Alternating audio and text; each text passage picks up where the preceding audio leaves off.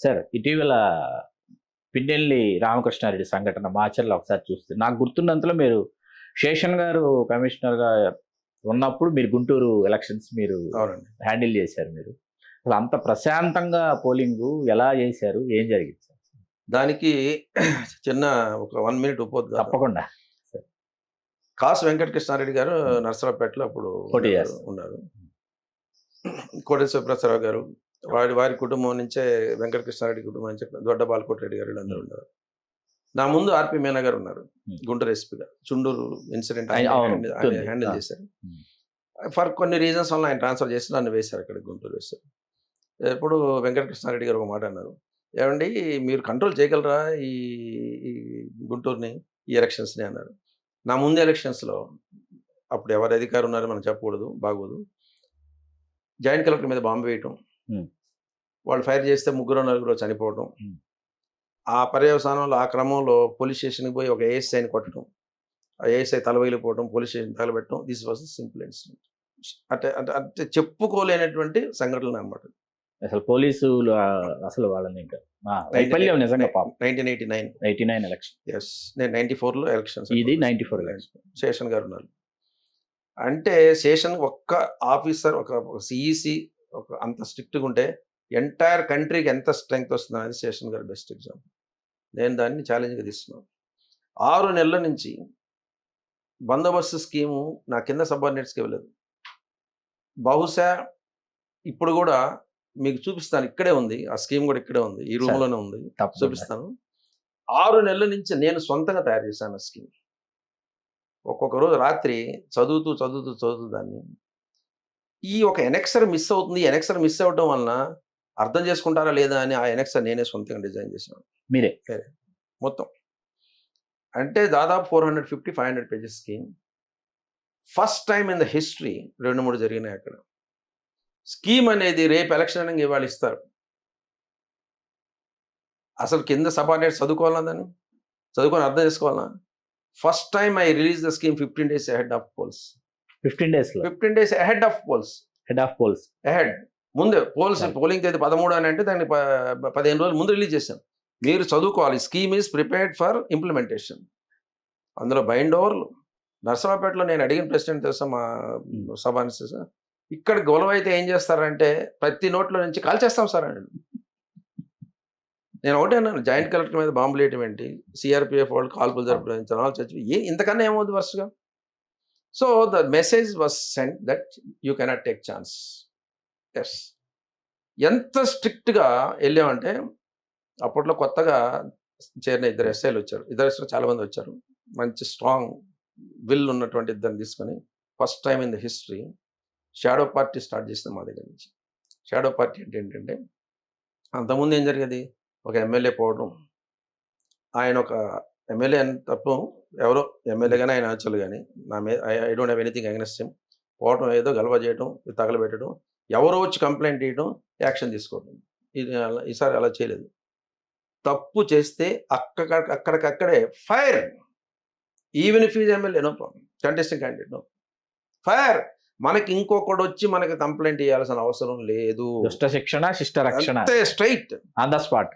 And MLA car వెనకాల ఇంకో car ఉండడానికి లేదు. మీ షాడో పార్టీనే, మన షాడో పార్టీనే ఉండాలి, ఇంకోటి ఉండడానికి లేదు.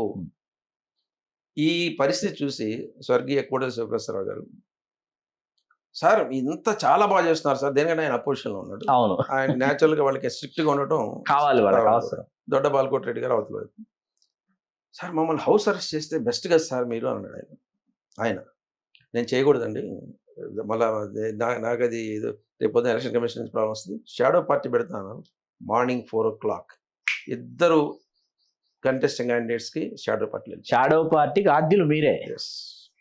100%. సో మేబీ అంత ముందు కూడా ఉండొచ్చు, బట్ కానీ ఆ పేరు ప్రస్తావనలోకి వచ్చింది, ప్రాచుర్యంలోకి వచ్చింది మీరు ఉన్నప్పుడే. సో సుజాతారావు గారిని అడిషనల్ ఎస్పీ ఉన్నారు, ఆయన ఇన్ఛార్జ్గా పెట్టిన నర్సరావుపేటలో.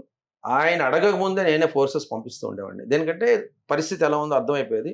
ఆయన సార్ ఇంకొక ఒక ప్లెటూన్ ఉంటే పంపిస్తారు సార్ అనేటప్పటికీ, దారిలోనే ఉందా, పేరేచర్ల దాటిపోయింది, ఆ రకంగా మాట్లాడేవాడిని. దారిలో ఉందా సార్, థ్యాంక్ యూ సార్ అని పాపం సుజాత కాన్ఫిడెన్స్. అంటే దేనికంటే జరుగుతుంది గమనించి, ఈజ్ ఒక్క రీపోల్ కానీ, ఒక ఫైరింగ్ కానీ, లాఠీ చార్జ్ కానీ లేదు ఎలక్షన్ అయిపోయిన తర్వాత. సో చీఫ్ సెక్రటరీ గారు అడుగుతున్నారు, తీసుకున్నారు. Pradeep Chandra was the collector. అడిగారు, ఏంటా ఈ గుంటూరు ఏంటి పరిస్థితి అంటే, sir no lathi charge, no firing, no repoll. Repoll ఉంది, 2-3 రీపోల్స్ ఉన్నాయి. అంటే కాదా నేను గుంటూరు అడుగుతున్నా, వేరే జిల్లా ఇస్తాను. లేదు సార్ ఇది గుంటూరే సార్ ఇది. Pradeep Chandra was telling. So Pradeep చంద్ర గారు మంచి స్నేహితుడు నాకు. వెళ్ళిపోయేటప్పుడు అంటే జిల్లా ట్రాన్స్ఫర్ అయ్యేటప్పుడు, సాంబశివరావు నేను ఏదైనా ఒక డాక్యుమెంట్ తీసుకుపోతానంటే నీ బందోబస్తు కింద తీసుకుపోతున్నాను. ఆ బందోబస్తు స్కీమ్ తీసుకెళ్లారు ఆయన, ఆ document. It was made by me from page 1 to page last. అంటే ఎటువంటి డేటా అంటే ఇప్పటికి నాకు చాలా మంది సబార్డినేట్ ఆఫీసర్స్ ఫోన్ చేస్తారు, Sir. సార్ మీరు ఇచ్చిన స్కీమే అలా కదిపి చేస్తున్నారు సార్ అంటే, అలా కాదులేండి ప్రతి ఎస్పీ కూడా చేస్తారు. నేను అనేది ఏంటంటే, పోలీసులు తలుచుకునే నక్సలిజమే కంట్రోల్ చేసినప్పుడు ఈ శాంతి భద్రతల్ని కొలిక్కి తీసుకురావడం కాదండి అది. ది చాలా క్వశ్చన్ చిన్న యూ విషయం. Must have the intention, Hmm. The desire to control land అని. ఎవరో వచ్చి ఏదో చేస్తూ ఉంటే మనము 10 రోజుల తర్వాత కేసులు కట్టడం, అరెస్ట్ చేయకపోవడం, ఇవన్నీ ఏంటంటే దట్ స్పీక్స్ లిటిల్ యూనో కొంచెం చిన్న చూపు చూసినట్టుగా ఉంటుంది. మాకే కొంచెం ఒకసారి అనిపిస్తుంది ఎందుకు ఇలా జరుగుతుందా అని చెప్పి. It's unfortunate. సార్ తర్వాత మీరు రాయలసీమ ఐజీ, తర్వాత మీరు రాయలసీమ ఐజీ నుంచి వైజాగ్ కమిషనర్. ఈ రాయలసీమ ఐజీగా మీ అనుభవాలు? అంటే ఒకటండి, అప్పుడు డాక్టర్ వైఎస్ రాజశేఖర రెడ్డి గారు, స్వర్గీయ రాజశేఖర రెడ్డి గారు ఉన్నారు. వారు నన్ను చాలా అంటే అభిమానంగా చూసేవాళ్ళు. అది మన రీజన్ ఐజీ అని చెప్పి. వారికి కూడా నేను ఎక్కడ సమస్యలు ఇవ్వలేదు. నేను ఫ్రాంక్లీ స్పీకింగ్ ఎక్కడ మీ వల్ల ఏ సమస్య దేనికంటే మనం ఐజీగా అంటే ఎస్పీ ఉంటాడు, డిఐజీ ఉంటాడు, ఆ పైన మనం ఆ పైన మీరు జాగ్రత్త చూసుకోండి అని చెప్పని. ఒకే ఒక బ్యాడ్ ఇన్సిడెంట్ అంటే తాడిపత్రి రైల్వే స్టేషన్ లో మర్డర్ జరగటం. అవును, రాజశేఖర్ గారు పిలిచి సూర్యుడి గారి మర్డర్, సూర్యుడి మర్డరే కదా, కేతిరెడ్డి సూర్యప్రతాప్ రెడ్డి, అదే వెంకటరామరెడ్డి వాళ్ళ ఫాదర్. సో అప్పుడు రాజశేఖర రెడ్డి కొంచెం బాధపడ్డా. ఆల్రెడీ అతను కిడ్నీ ప్రాబ్లమ్స్ తో సఫర్ అవుతున్నా అండి. ముందు రోజే ముఖ్యమంత్రిని కలిసి ఇంకా కొద్ది మాసాలే నేను బ్రతుకుతాను చచ్చిపోతానని చెప్పి తిరిగి బయలుదేరి వచ్చాడు. Unfortunate incident. ఎట్లా అతను ఉండడండి, ఆయన చంపాల్సిన అవసరం లేదు కొంచెం ఫీల్ అయ్యారు రాజశేఖర రెడ్డి గారు. చెప్పారు, ఈ డైరెక్షన్స్ ఇచ్చారు, చేసాము. అప్పట్లో తాడిపత్రిలో జయదేవర్ రెడ్డి గారికి నచ్చలేదు, కానీ కొంచెం ఆపోజిట్ క్యాంప్స్ లో ఉండేవాడు అనుకుంటా. బట్ మనం చేయాల్సిన ధర్మం మనం చేసాం. ఒక 2 years అయిన తర్వాత అంటే అక్కడ పెద్దగా అంటే నా రోల్ ఏంటంటే, as I grow up in my role position to support the subordinates. Frankly speaking, నేను ఎట్లయితే సపోర్ట్ తీసుకున్నానో కృష్ణమూర్తి గారి దగ్గర నుంచి, పేరారాముల దగ్గర నుంచి, వివేక్ దుబే గారి దగ్గర నుంచి, రతన్ గారి దగ్గర నుంచి ఎట్లయితే తీసుకున్నాను, హెల్ప్ తీసుకున్నాను, నేను కూడా వాళ్ళకి ఇస్తాను. ఇప్పుడు సజ్జనార్ నల్గొండ ఎస్పీ ఉండేవాడు, నేను డిఐజీ హైదరాబాద్ ఉన్నాను. సజ్జనార్ ఒక మాట, ఎంత ఫ్రీడమ్ ఇస్తారు ఏంటి సార్ మాకు ఎస్ఎల్ ట్రాన్స్ఫర్ అన్నారు. నాకు డీజీ గారు సిఎల్ ట్రాన్స్ఫర్ అంత ఫ్రీడమ్ ఇచ్చారు. నా ముందు జయరాముడు గారు కూడా అంతే ఫ్రీడమ్ ఇచ్చారు. ఆన్ ఫుడ్ స్టెప్స్లో నేను వెళ్తున్నాను. Because the good practice has to be followed. మనం దాంట్లో మనది సొంతం చెప్పుకునేది ఏం లేదు. సో రాయలసీమ ఐజీగా maximum support I gave to my subordinates. And Rajasekhara Reddy గారు 100% అక్నాలెడ్జ్ చేసి నేను అడిగిన రిక్వెస్ట్ని నేను మళ్ళా కలవకపోయినా కానీ చేసి పెట్టారు. That is commissioner of police Visakhapatnam. నేను సార్ హైదరాబాద్ చేయగలనో లేదో నాకు తెలియదు, కానీ కనీసం విశాఖపట్నం ఖాళీ అయినప్పుడు అంటే మా దగ్గర నుంచి వెళ్ళిపోతావా అని అడిగారు రాజశేఖర రెడ్డి గారు. లేదు సార్ అలా కాదు, అక్కడ ఖాళీ అయినప్పుడే ఇవ్వండి అన్నాను. అయితే కొంత వెయిట్ చేస్తామన్నారు. అయితే మాట మీద నిలబడేటువంటి గొప్ప వ్యక్తి. I can never forget. అలా మీరు వైజాగ్ వెళ్ళారు. ఎస్. వైజాగ్ లో ఉండంగానే ఒక ఎన్కౌంటర్ జరిగింది సార్. ఎందుకు జరిగింది ఆ ఎన్కౌంటర్? అంటే basically it was a sad development. ఇప్పుడు బ్యాంకర్స్ లోన్ ఇస్తారండి. లోన్ ఇచ్చినప్పుడు మనం కట్టలేకపోతే మన దగ్గరకు వచ్చి సర్ఫేస్ యాక్ట్ వేధించడం అంటే సర్ఫేస్ యాక్ట్ అనేది ఉంది వాళ్ళకి. అది అదే సర్ఫేస్ యాక్ట్ అనేది ఉంది. దాని ప్రకారం మనం ప్రాపర్టీస్ అటాచ్ చేయడం అలాంటివన్నీ. సో ఆ ప్రాసెస్లో